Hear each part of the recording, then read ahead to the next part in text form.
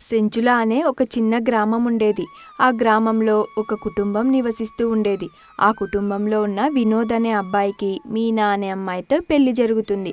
మీనా కొత్త కోడలుగా ఇంట్లో అడుగుపెట్టిన రోజు తన ఆడపడుచు రోజా, వదినా, మా ఇంట్లోకి మొదటిసారి అడుగుపెట్టి దీపం పెడుతున్నావు.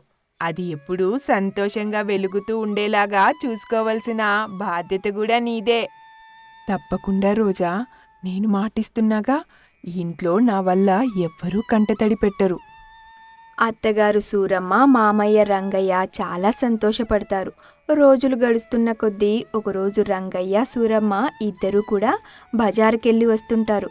వాళ్ళిద్దరూ అలా మాట్లాడుకుంటూ, ఏమండి, మీనా మన ఇంట్లో అమ్మాయిలాగా చక్కగా కలిసిపోయింది కదా. ఆ అమ్మాయి ఎలా ఉంటుందో ఏమో అనుకున్నా. 6 నెలలు ఇట్టే చూస్తుండగానే సంతోషంగా గడిచిపోయాయి. నాకు కూడా చాలా సంతోషంగా ఉంది. మనలాంటి అత్తమామలు దొరకడం ఆ అమ్మాయి అదృష్టమేమో, లేదా ఆ అమ్మాయి మనకు కోడలుగా దొరకడం మన అదృష్టమేమో. కానీ మన అమ్మాయి రోజాకి కూడా మనలాంటి అత్తమామలు దొరికి రోజా కూడా అక్కడ సంతోషంగా ఉంటే అంతే చాలు. అలా ఇద్దరూ కోడలు గురించి మాట్లాడుకుంటూనే కూతురికి పెళ్లి చేయాలన్న ఆలోచన మొదలవుతుంది. ఇక అమ్మాయికి సంబంధాలు వెతకడం మొదలు పెడతారు. ఆ తరుణంలోనే కోడలు మీనా, అత్తయ్య, నాకు తెలిసిన ఒక మంచి సంబంధం ఉంది.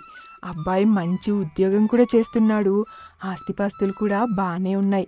చాలా మంచి కుటుంబం కూడా. అంత డబ్బున్న కుటుంబం అని చెప్తున్నావు. మనం కట్న కానుకలు ఇవ్వలేం. ఇప్పుడంటే మీ ఆయన సంపాదిస్తున్నాడు కాబట్టి మనం ఇలా ఉన్నాం. ఒకప్పుడు మేము చాలా పేదరికంలో బతికాం. మీ మామయ్య పొలాలు చేసి చాలా డబ్బులు నష్టపోయాడు. అప్పుల బాధ నుండి కోలుకోవడానికి చాలా సమయమే పట్టింది. పిల్లలకి కనీసం కడుపు నిండా తిండి కూడా పెట్టలేని పరిస్థితి. మీ అత్తయ్య ఇంతేనమ్మా, ఏ చిన్న కష్టం వచ్చినా ఓర్చుకోలేదు.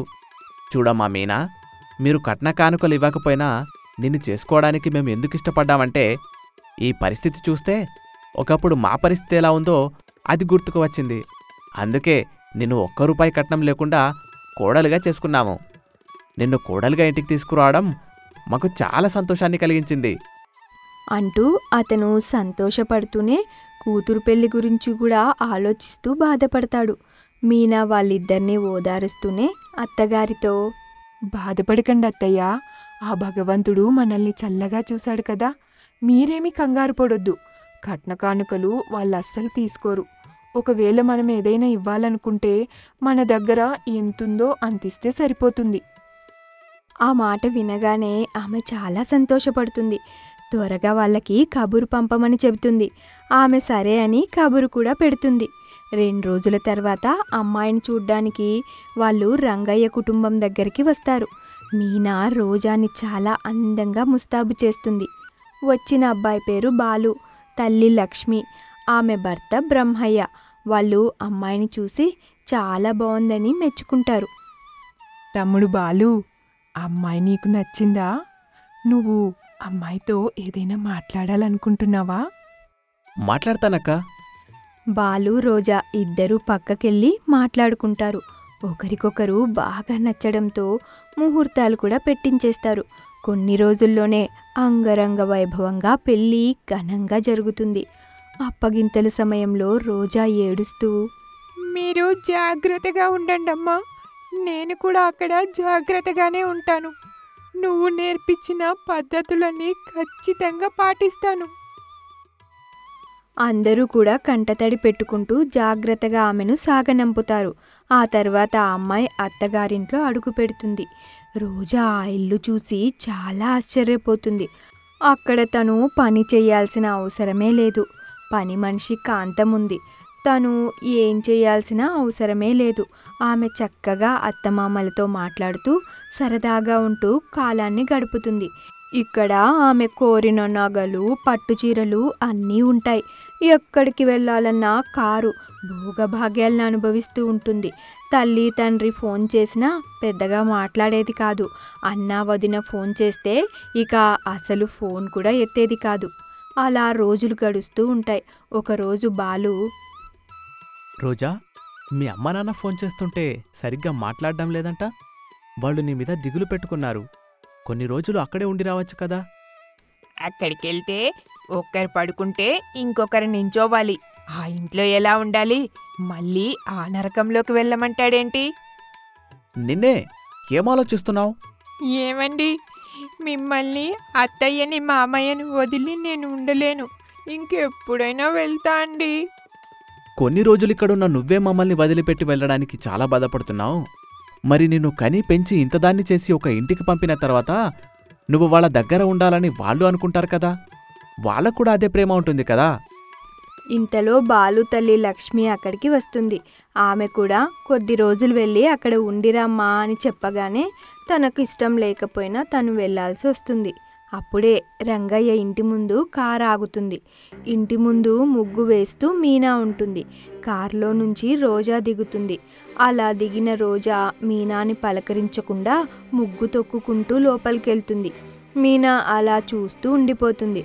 తను ముగ్గు వేసి లోపలికి వెళ్ళేసరికి, ఏంటమ్మా, ఈ ఇల్లు మారదా? అస్సలు ఎంత ఉక్కబోస్తోంది. అక్కడ మా ఇంట్లో ఫ్యాన్లు, ఏసీలు, కూలర్ అన్నీ ఉన్నాయి, తెలుసు కదా. మా ఆయనతో చెప్పి అక్కడ ఉపయోగంలోనివి ఏవైనా ఉంటే ఇక్కడికి పంపించమని చెబుతాలే. సరే అమ్మా, అలాగే చెప్పు. కానీ ప్రయాణం అంతా బాగా జరిగిందా? ఇంతకు మీ అత్తయ్య మామయ్య నిన్ను బాగా చూసుకుంటున్నారు కదా? మీ ఆయన నీతో ఎలా ఉంటున్నాడే? వాళ్ళు బాగా చూసుకుంటున్నారు కాబట్టే నేను ఇక్కడికి రాలేదు. అసలు అక్కడ నేను ఒక్క పని కూడా చెయ్యను తెలుసా. ఇంటి నిండా పనోళ్ళే. అన్నట్టు ఎక్కడికి వెళ్ళాలన్నా కారులోనే వెళ్తాను అంటూ మెట్టినింటి గురించి బాగోగులు చెప్తూ ఉంటుంది. రోజా, మా తమ్ముణ్ణి కూడా రమ్మని చెప్పాల్సింది. ఇద్దరూ కొన్ని రోజులు ఇక్కడే ఉండేవాళ్ళు కదా. ఆయన ఒక్కరోజు కూడా ఇక్కడ ఉండలేడమ్మా. ఈ కొంపలో మీరు కాబట్టి ఉంటున్నారు అంటూ కోపంగా లోపలికెళ్తుంది. ఇంతలో కరెంటు పోతుంది. అప్పుడు రోజా, అమ్మా, కరెంటు పోయిందే. అబ్బా, గాలాటం లేదమ్మా. కొంచెం విసనకర్రతో విసురు అని కేకేయగానే తల్లి వెంటనే విసనకర్రతో ఆమెకి విసురుతూ ఉంటుంది. అమ్మా, ప్రయాణం చేసి నా కాళ్ళు అబ్బా చాలా నొప్పిగా ఉందే. వదినని కాస్త కాళ్ళు నొక్కమని చెప్పమ్మా. ఆ మాట వినగానే తల్లికి బాగా కోపం వస్తుంది. అప్పుడు, ఏం మాట్లాడుతున్నావే? తప్పు తప్పు, అలా మాట్లాడకూడదు. తను నీ వదిన కదా. తను నీ కాళ్ళు పట్టుకోవడమేంటి? అబ్బా, నువ్వు పొరపడ్డావే. కాళ్ళు పట్టుకోమని కాదు చెప్పింది, కాళ్ళు నొక్కమని. అందులో తప్పేంటి? ఆమెమన్నా ఎలిజబెత్ మహారాణినా? ఏదో నాకు నొప్పులుగా ఉన్నాయి, నొక్కమని చెప్పాను. అలా నొక్కినందుకు గాను ఎంతో కొంత డబ్బు ఇచ్చేస్తాలే. ఆ మాటలన్నీ చాటుగా వింటుంది మీనా. తను కొంచెం బాధగానే లోపలికెళ్తూ, మా మరదలు నన్ను భలేగా ఆట పట్టిస్తోంది. మరేం పర్వాలేదులే. నా మరదలు రిలాక్స్ అవుతుందంటే కాళ్ళు నొక్కుతాను అంటూ కాళ్ళు పడుతుంది. దాన్నంతా చూస్తున్న సూరమ్మ కొంచెం బాధపడుతుంది. డబ్బున్న కుటుంబంలోకి కోడలుగా వెళ్ళిన తర్వాత నా కూతురు పూర్తిగా మారిపోయింది. ఒక మాట గట్టిగా కూడా అరవలేకపోతున్నాను. ఏమన్నా అంటే వెళ్ళిపోతా అంటుందేమో అని భయం. 2 రోజులు కూతుర్ని చూసుకుందాం అనుకున్నా కానీ ఇంత పొగరబోతులాగా తయారవుతుందని అస్సలు అనుకోలేదు. ఇంతలో వినోద్ ఇక్కడికి వస్తాడు. అక్కడ జరుగుతున్న దాన్నంతా చూస్తాడు. దాన్ని చూసి చూడనట్టుగా అక్కడి నుండి వెళ్ళిపోతాడు. ఇంకా కొంత సమయం గడిచిపోతుంది. అందరూ భోజనానికి సిద్ధమవుతారు.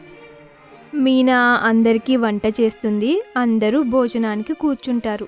ఇక తండ్రి కూతురితో చాలా ప్రేమగా మాట్లాడుతూ ఉంటాడు. మీనా ఏమో అందరికీ భోజనం వడ్డిస్తూ ఉంటుంది. అందరూ భోజనం తింటూ ఉండగా ఆ రోజు, ఛీ, ఇది భోజనమా? మా ఇంట్లో కుక్కలకు కూడా పెట్టం ఇలాంటి ఆహారం. వదినా, నీకు వండడం రాకపోతే నాకు చెప్పాల్సింది. నేను ఫుడ్ రెస్టారెంట్ నుంచి తెప్పించుకునేదాన్ని కదా. వాళ్ళందరూ తన వైపు అలాగే చూస్తూ ఉంటారు. రోజా, నీకు నచ్చకపోతే నేను హోటల్ నుంచి తెప్పిస్తాలే అమ్మా. హా, ఆ పని చెయ్యన్నయ్యా. ఈ ఇంట్లో ఆడవాళ్ళకి భోజనం కూడా సరిగ్గా వండడం రానట్టుంది. ఆమె ప్రవర్తన ఇంట్లో ఏ ఒక్కరికి నచ్చదు. ఆమె పూర్తిగా మారిపోయిందని అందరికీ అర్థమవుతుంది. 2 రోజులు గడిచాయి. ఇంట్లో రోజా ప్రవర్తన చూసి అందరూ ఆశ్చర్యపోతారు. ఆమె ప్రతి దానికి గొడవ పడుతూ ఉంటుంది. వాళ్ళకి డబ్బు లేదన్న మాటని పదే పదే గుర్తు చేస్తూ, మెట్టినింటిని పొగుడుతూ, పుట్టినింటిని హేళనపరుస్తూ ఉంటుంది. కానీ దాన్ని వాళ్ళందరూ చూస్తూ చూడనట్టుగానే ఉంటారు. అలా ఒకరోజు రోజా తన చీరను తీసుకొచ్చి, వదినా, ఈ చీరని ఉతికింది నువ్వే కదా. దీన్ని ఎందుకిలా నాశనం చేశావు? నీకు ఈ చీర కావాలంటే ఇచ్చేసేదాన్ని కదా. ఇలా చేస్తే ఇచ్చిపోతానని అనుకున్నావా, లేకపోతే ఇలాంటి చీర నీకు లేనందుకు పాడు చేసావా? అసలు దీని విలువెంతో తెలుసా? నీకు నేను డబ్బున్న కుటుంబంలో ఉన్నానని కుళ్ళు పుట్టినట్టుంది. నా భర్త అది నాకు ఎంత ప్రేమగా ఇచ్చాడో తెలుసా? నాశనం చేసేశావు. ఛీ, నీ కడుపులో ఇంత విషం ఉందని నేను అస్సలు అనుకోలేదు. ఆ చీర విలువ 1,00,000 రూపాయలు, తెలుసా నీకది?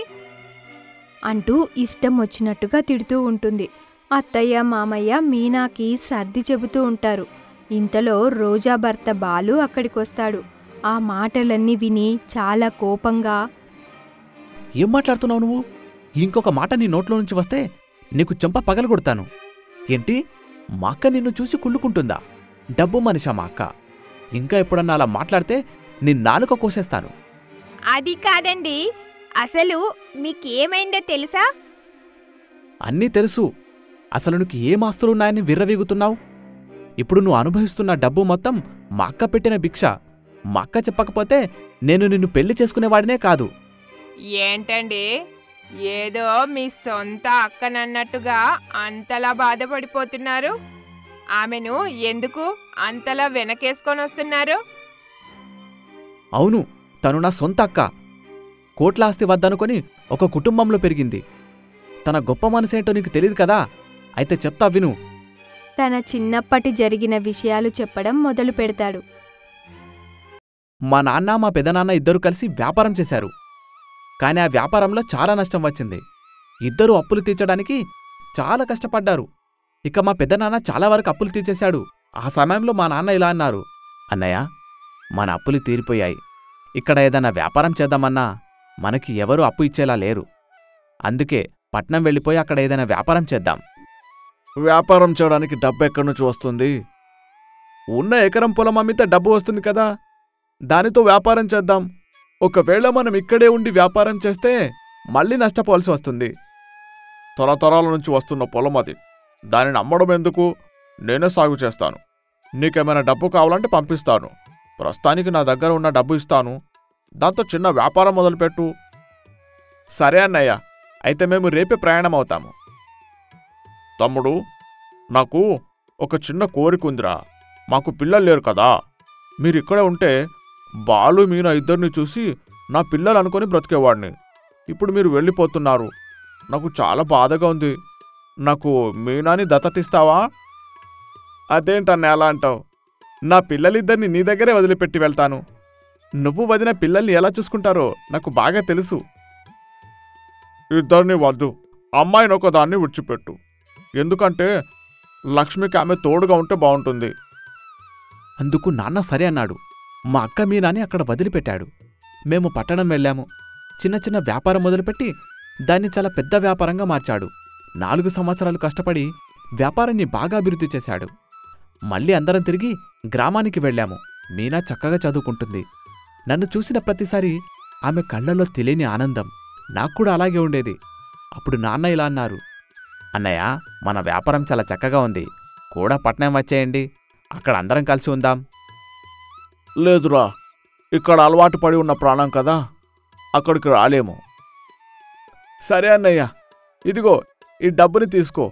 పాప చదువుకి ఇంట్లోకి ఉపయోగపడుతుంది. ఇప్పటి వరకు అంతా బాగానే ఉంది. మేమందరం సంతోషంగానే ఉన్నాంరా. డబ్బు అవసరమైతే ఇంకా రాలేదు. అలాంటి అవసరం వస్తే ఖచ్చితంగా నేను అడుగుతాను అని పెదనాన్న అన్నాడు. ఇంకా మా నాన్న కూడా చేసేదేమీ లేక ఊరుకున్నాడు. మేము కొన్ని రోజులు అక్కడే ఉన్నాము. తర్వాత మళ్ళీ పట్నం వచ్చేశాము. నాన్న వ్యాపారంలో, నేను అక్క చదువులో బిజీ అయిపోయాం. ఇక తర్వాత తనకు పెళ్లి సంబంధం వచ్చిందని నాన్న పెద్దనాన్నతో మాట్లాడాలి అన్నాడు. అప్పుడు అందరం అక్కడికి వెళ్ళాము. నాన్న పెద్దనాన్నతో మాట్లాడుతూ, అన్నయ్య, మీనాకి గొప్ప ఇంటి సంబంధం వచ్చింది. అది చెప్పడానికి వచ్చాను. నాకంటే 5 రెట్లు ఎక్కువ ఆస్తిపాస్తులు వాళ్లకున్నాయి.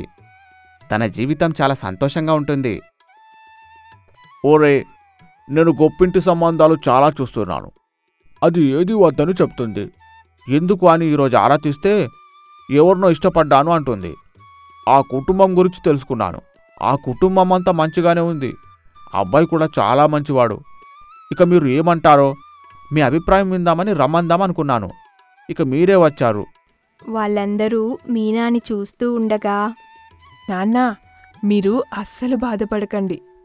నా దృష్టిలో నాకు డబ్బు అస్సలు ముఖ్యం కాదు. ఎందుకంటే ఇప్పటి వరకు నేను పెరిగింది పెదనాన్న వాళ్ళ దగ్గర. అక్కడ నేను చాలా సంతోషంగా ఉన్నాను. నాకు ఆ మనుషుల్ని చూస్తే పెదనాన్న వాళ్ళని చూసినట్టే అనిపిస్తుంది. అప్పుడు అనిపించింది నాకు డబ్బు కంటే పెదనాన్న లాంటి ప్రేమ దొరకాలి అని.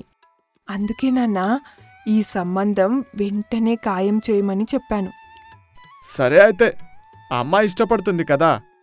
వాళ్ళకి కట్న కానుకలిస్తే వాళ్ళు కూడా డబ్బున్న కుటుంబంగా అవుతారు కదా.